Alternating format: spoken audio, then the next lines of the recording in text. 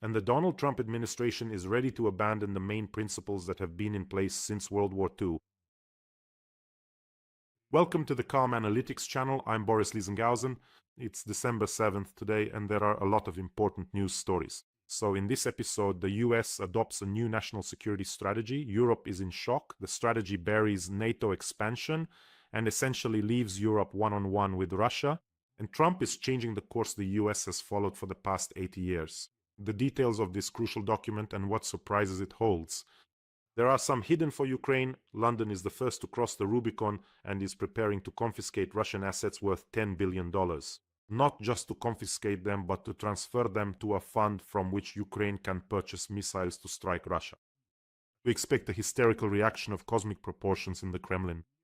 Meanwhile, Ukrainian drones are leaving Russia's nuclear triad without fuel. The Hague versus Trump. There will be no amnesty for Putin. The arrest warrant will remain in force forever. And the Kremlin is switching to a monstrous scorched earth tactic, a new strategy for striking Ukraine. And in Russia, they've come up with a way to completely replace Western technologies. You're going to laugh for a long time when you hear what they've come up with. All this and more in today's episode. If this is your first time on this channel, welcome and subscribe so you don't miss future episodes. So, the US has published a new national security strategy, which has finally put an end to the old world order that lasted for more than 80 years after World War II. This is exactly the news I want to start the episode with, because in essence what has happened is a fundamental change in the world order and the balance of power on the planet. For 80 years, the Western world was based on the axiom that the security of Europe equaled the security of the United States. Trump, with a red marker, crossed all of that out. In other words, the US included in its national security strategy a rejection of NATO expansion and the restoration of relations with Russia. How nice! Two of Putin's demands have been included in the US national security strategy at once. And the Donald Trump administration is ready to abandon the main principles that have been in place since World War II. That's what follows from this document. In other words, these principles generally provided for US military security guarantees, and those who wanted to receive them would join NATO, the North Atlantic Treaty Organization. The fundamental interest of the United States is to reach an agreement on the swift cessation of hostilities in Ukraine, with the aim of stabilizing the European economy, preventing unintended escalation or expansion of the war, and restoring strategic stability in relations with Russia, according to the strategy.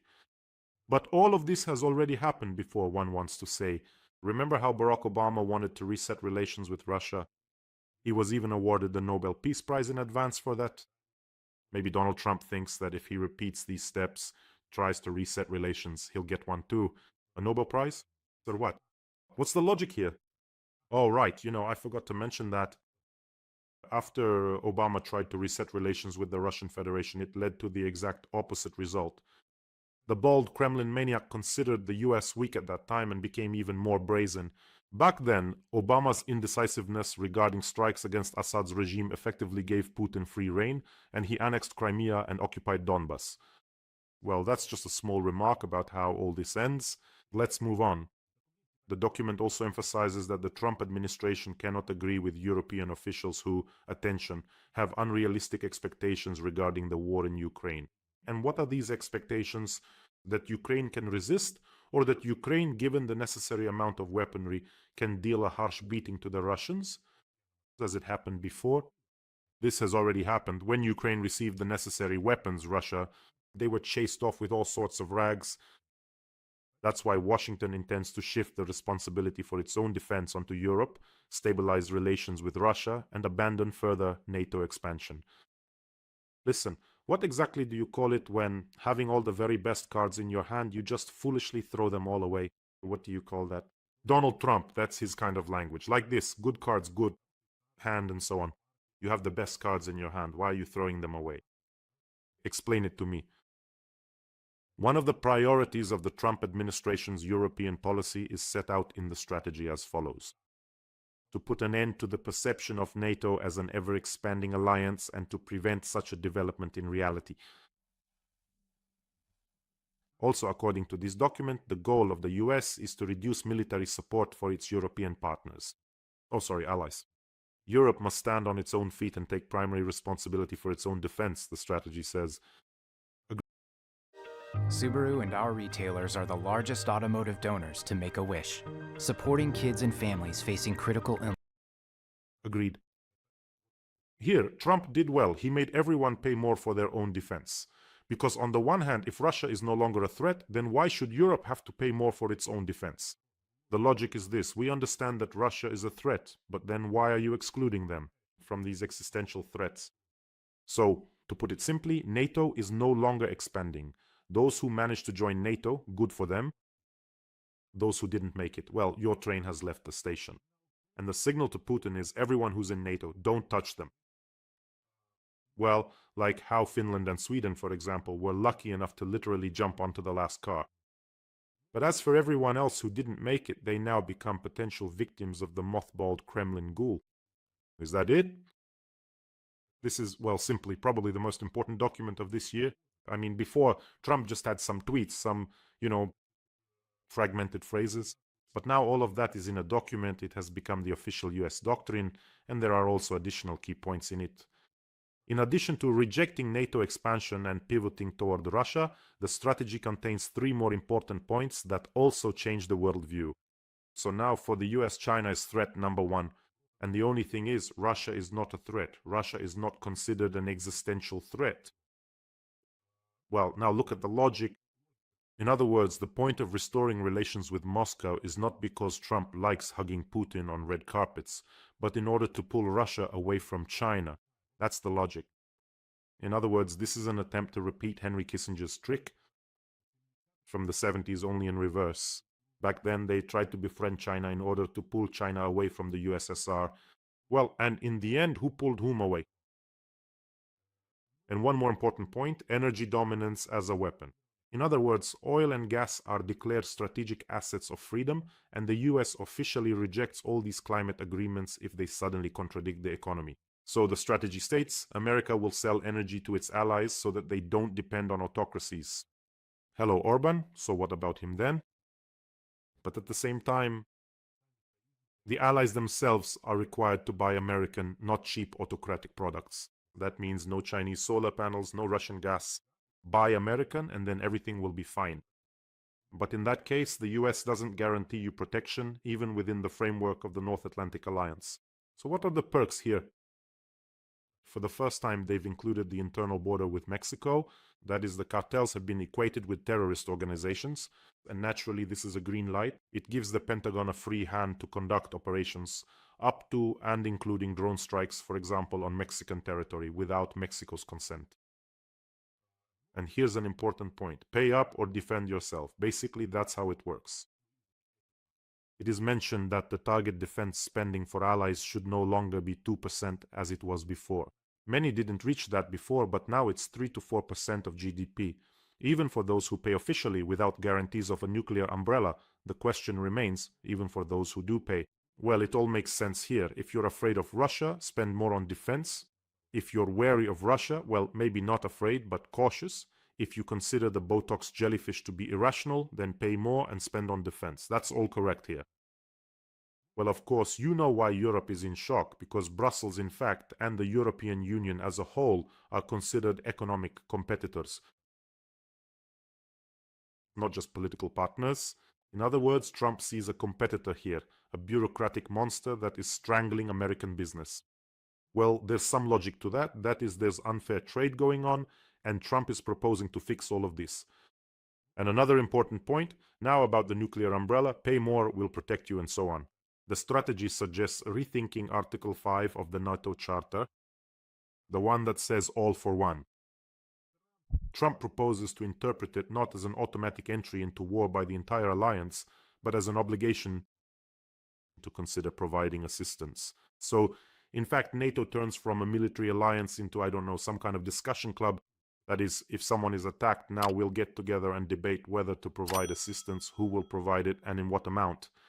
So you see, that's Article 5, and then you might as well, I don't know, put it in the same place as the Budapest Memorandum. Those kinds of guarantees. And in this context, Ukraine's guarantees look even more illusory. Then, they're offering us something like Article 5, so it will be Article 5, but a new Article 5. We'll get together somewhere, make some decisions, sit down, think it over, take our time, and so on. when Russia attacks Ukraine for the second time? Well, for Europe, this is definitely a cold shower. Europe has been officially abandoned. That's it. I don't know. It's like a certificate of divorce.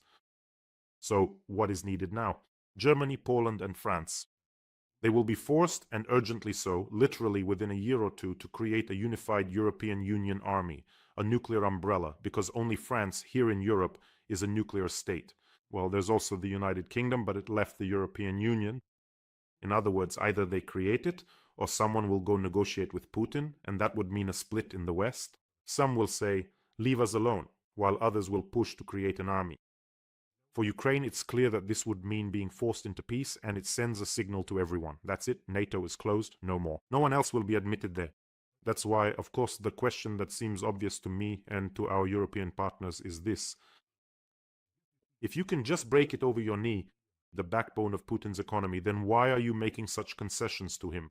And I emphasize, at the expense of your own NATO allies. Our seat covers aren't just engineered for comfort. Ford had to build a whole damn truck around them. The F-350 was basically built as their accessory.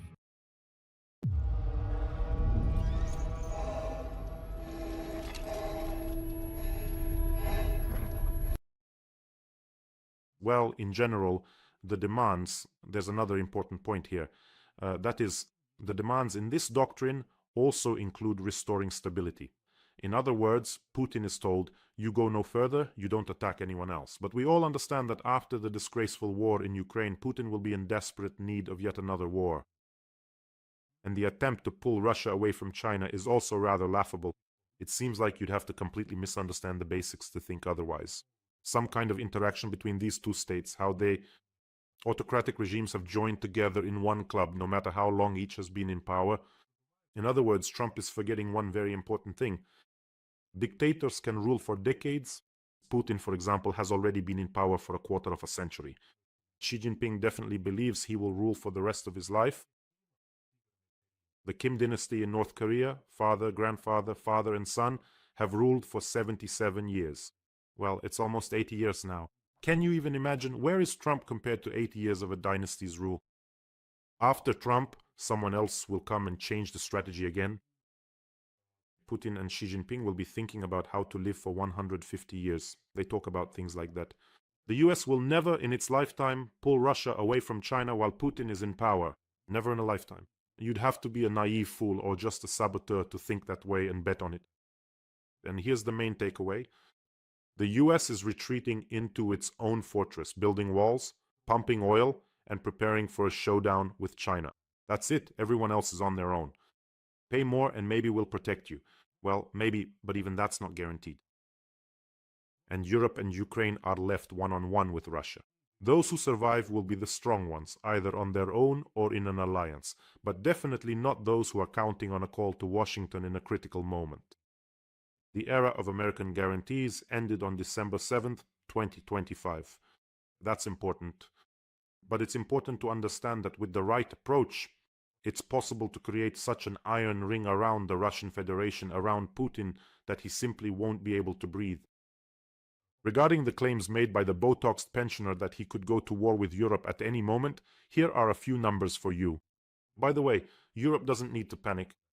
You have the most powerful armed forces. I took a look, and you have 25 Patriot batteries alone, thousands of aircraft. In fact, if you count the Soviet and post-Soviet fleets, you could have up to 4,000, and on top of that, a huge number of other air defense systems. The European Union, and if we include the United Kingdom here, if we add that, that's several aircraft carriers, 30 submarines, almost 70 frigates and destroyers. So if you wanted to launch cruise missiles, that's several hundred cruise missiles in a single salvo. Can you imagine that? You really are powerful? So what's going on?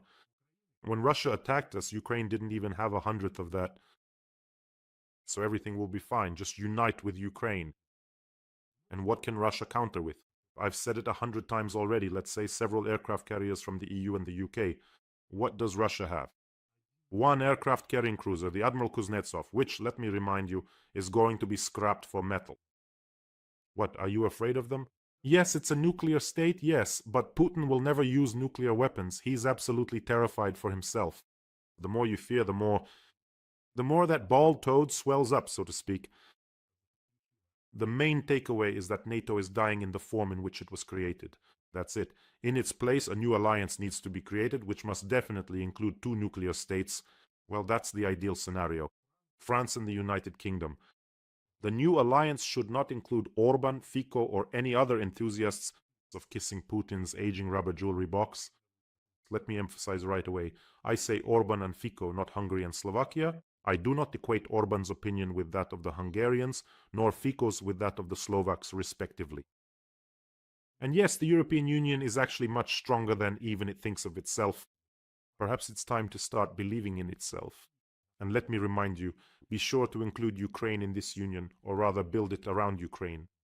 Ukraine has tremendous experience in confronting the Russian Federation.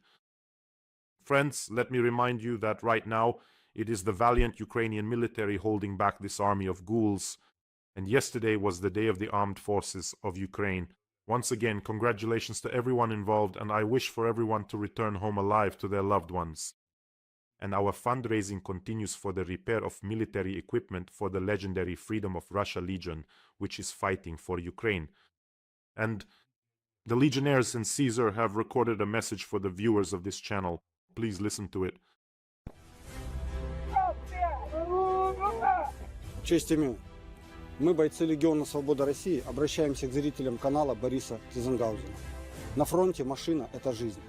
Это наш шанс добраться до своих, подвести боеприпасы и эвакуировать раненых. Но каждый день мы теряем машину из-за дронов, обстрелов и мин. Сейчас нам нужны средства, чтобы наши колеса снова крутились. Каждый донат – это шанс выжить и бороться дальше.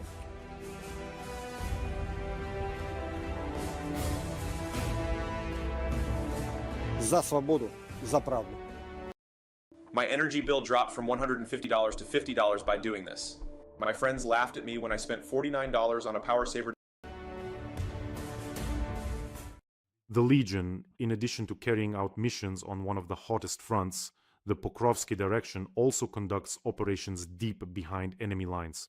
Among other things, they disrupt logistics and derail Russian trains carrying military equipment. In general, they carry out other painful operations for the Russians as well. So, friends, let's support the Legionnaires. The link to donate is in the description of this video. There you'll find Monobank, Private Bank and PayPal for those who want to help from abroad. And if for some reason you don't see the payment details here, there's always a QR code you can use as well. And to each of you, I always say a huge thank you personally for supporting Ukraine and our defenders. Your contribution is hard to overestimate. You are truly a great force. So let's help our warriors. And as always, after talking about good, bright people, now let's talk about the vile ones. About Orban, the European vulture of peace. European leaders have decided to be ready for war with Russia by 2030 and have made the decision to move to the final stage of preparation, Orban said at an anti-war rally in Kecskemét. His words were quoted by one of the publications. By the way, Orban is already sending a huge delegation to Moscow to negotiate cooperation after the sanctions are lifted. I'm telling you, he's a vulture, that's what he is. A vulture. According to Orban, there are 4 stages of conflict escalation. In his opinion, Europe is currently at the 3rd stage, with the introduction of universal conscription and the transition to a wartime economy. And the next phase is the phase of confrontation. So Orban, while being in the European Union, while being in NATO, is just blabbering from the podium that Europe, in its right mind, is planning to attack the Russian Federation. According to Orban, this is confirmed by the fact that Europe is now building a wartime economy. Actually, he put it differently. He said they are building a wartime economy. Notice how he separates himself from Europe. I quote, European leaders have decided that Europe is going to war. A decision on this issue has already been made. They are redirecting vehicle production to weapons manufacturing, Orban told the demonstrators. Both Orban and Putin always forget one thing. To say, well, what was the reason that Europe suddenly started preparing for war and arming itself? What was that event? Was it when the balding muskrat banged his fist on the table and declared, I am announcing a special military operation? What was that event, Orban? Can you tell us? Europe was just living its life, not worrying about anything, spending only about 2% on defense. So the logic is very simple. Europe also wants to become a fortress. Well, Trump waved at us, but we're no fools either, so... But you know, inside the fortress, when I imagine this fortress, this citadel with its walls, inside the fortress, there shouldn't be that rat who will open the gates to the enemy from within. That's why some people need to be kicked right out of the European Union and NATO with a steel knight's boot. Let them crawl to their Kremlin suzerain, to the customs union, to the CSTO. And then they'll be saying, look at them, let's see how quickly Orban becomes the governor of the Hungarian Republic. And by the way, he'll be thrown out of there very quickly too. But you know what my team and I were thinking? Maybe we should actually launch a channel with Hungarian translation. Specifically for Hungary, because people in Hungary often write to me saying that Orban, just like Putin in his own country, has taken control of most of the media there.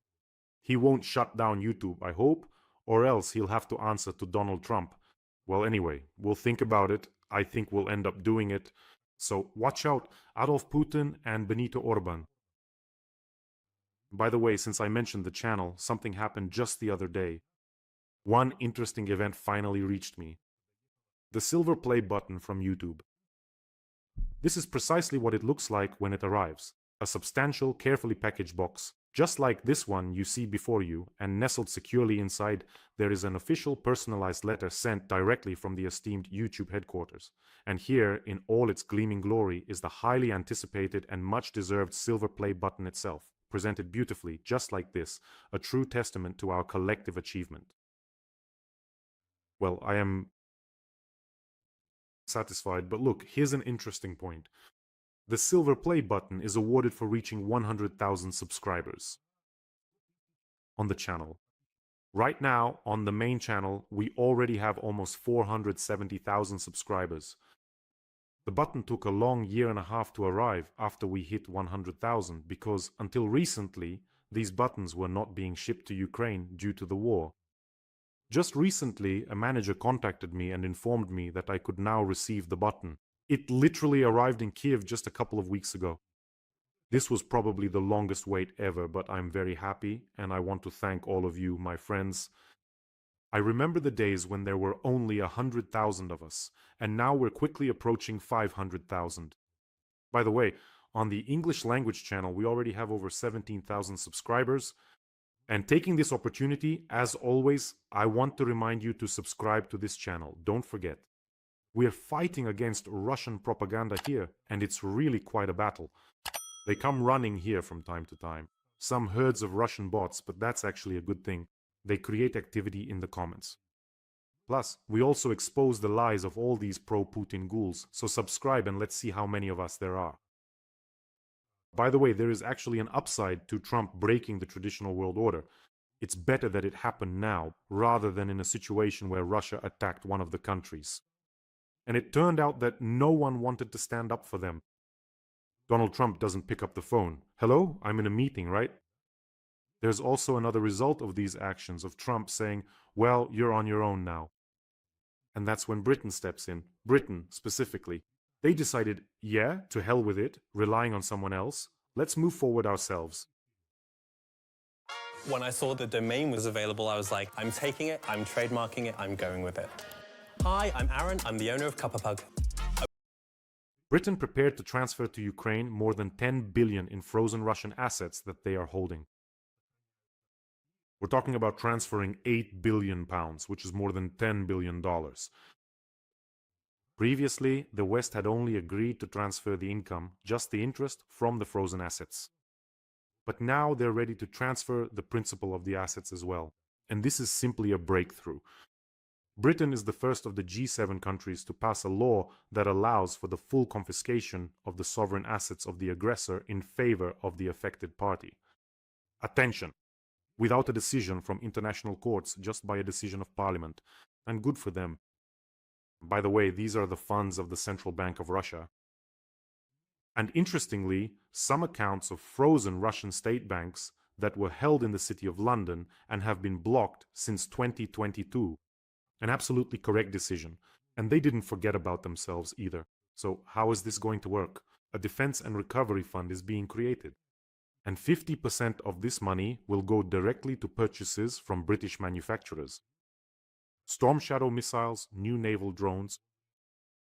50% will go toward restoring the energy sector, which Russia is currently trying to destroy.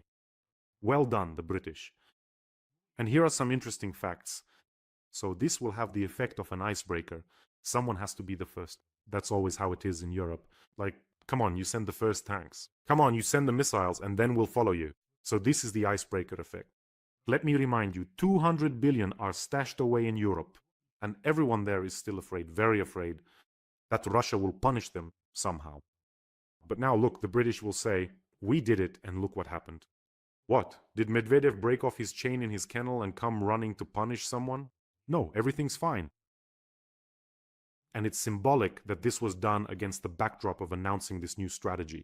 Well, if that's the case, now we decide for ourselves what to do with Russian assets.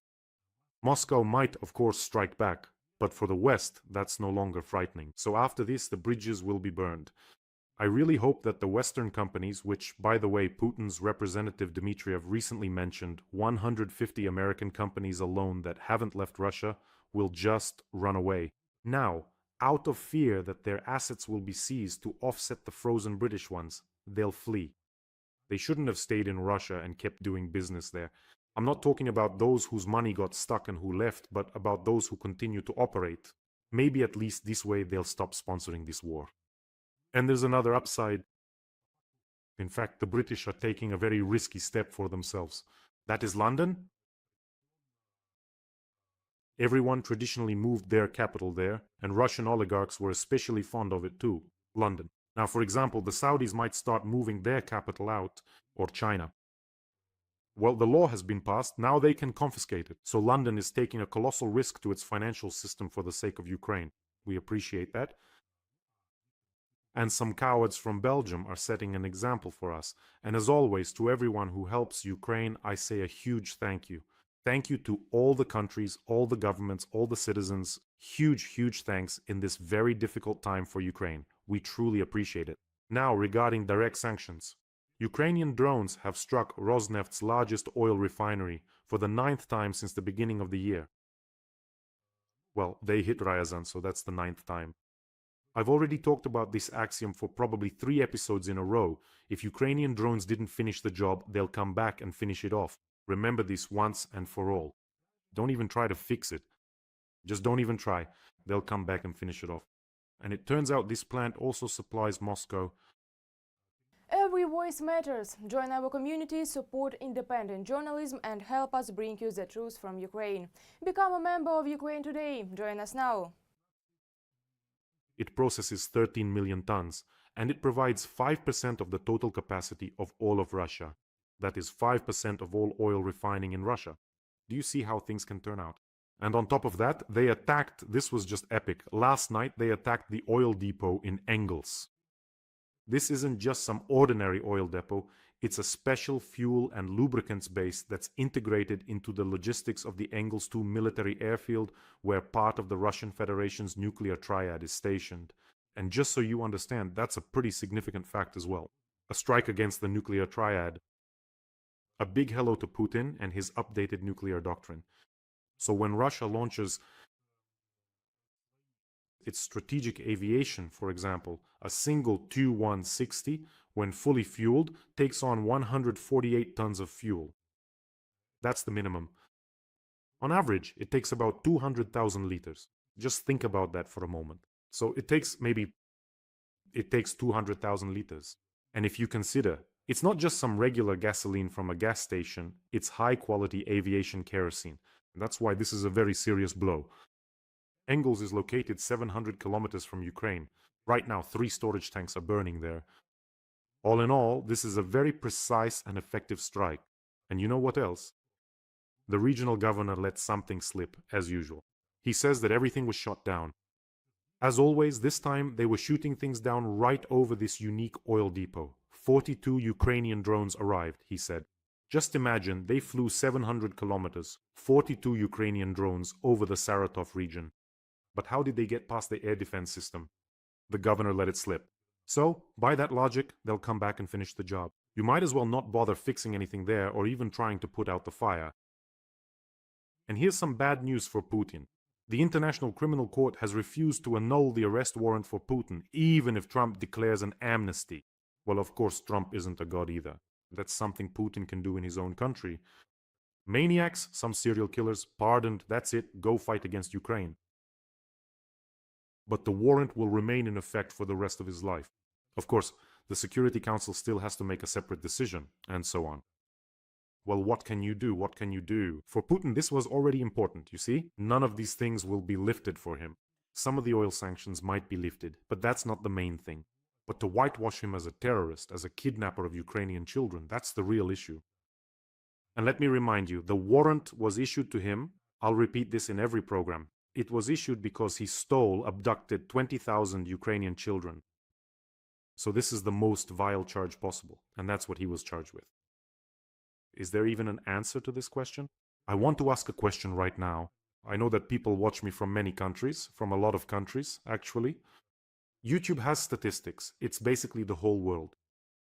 Does anyone have an answer to this question?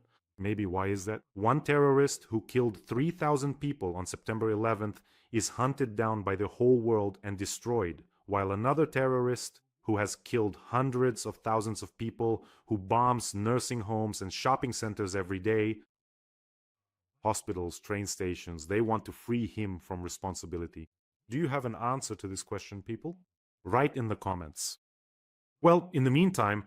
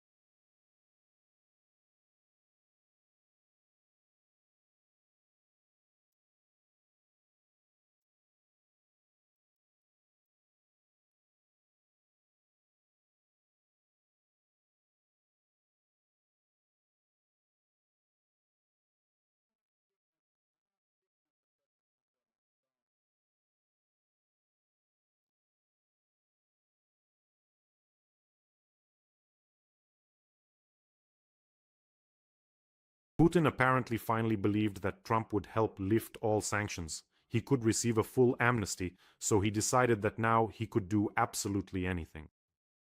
Amnesty is ahead. What can we do now? And Russia is changing its tactics in attacks on Ukraine. Now I'll tell you what they do. It's just so... My energy bill dropped from $150 to $50 by doing this. My friends laughed at me when I spent $49 on a power saver device. All right, let's go. They've changed, shifted their priorities for bombing. Now it's not just energy facilities, they've gone all in. They're using a scorched earth tactic, now striking critical civilian hubs.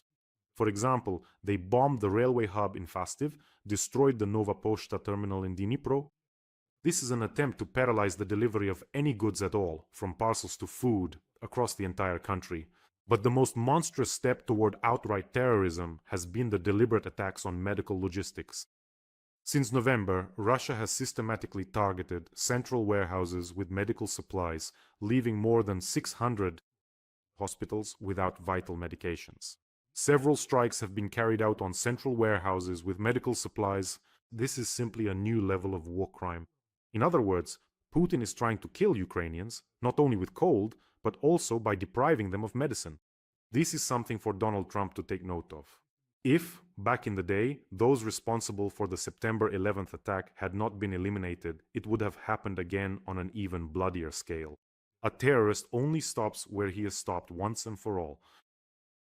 And finally, the State Duma has decided how they will create their own iPhones and their own cars. In fact, everything will be their own. They'll replace all imports. That is, the State Duma of the Russian Federation stated that restricting the operation of foreign services in Russia will trigger a boom in domestic digital solutions. So look, they will ban foreign services and immediately alternatives will be developed in Russia. That's the engine of progress right there. In other words, they've discovered a new, unique law of economics. To learn to run faster than everyone else, you need to break the legs of all your competitors. That's their logic. Well, the genius of this idea is, of course, highly questionable.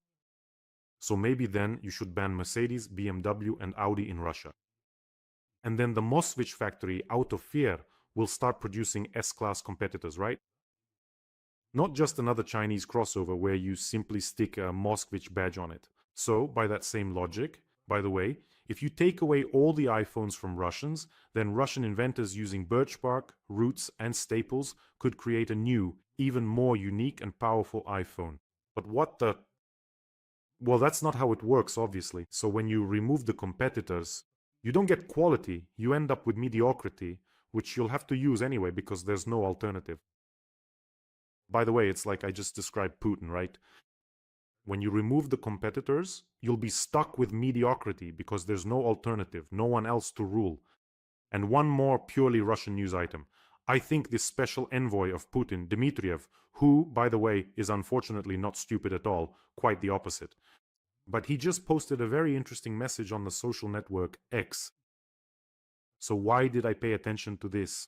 The thing is, the social network X has been banned in Russia since 2022. And Dmitriev wrote a post in which he accuses the European Union of lacking freedom of speech using the social network X. But since this social network X is banned in Russia, he accessed it through a VPN. Citizens who keep a close watch determined that he used an IP address in France. So he writes a post accusing the European Union of lacking freedom of speech while bypassing the Russian ban on this social network.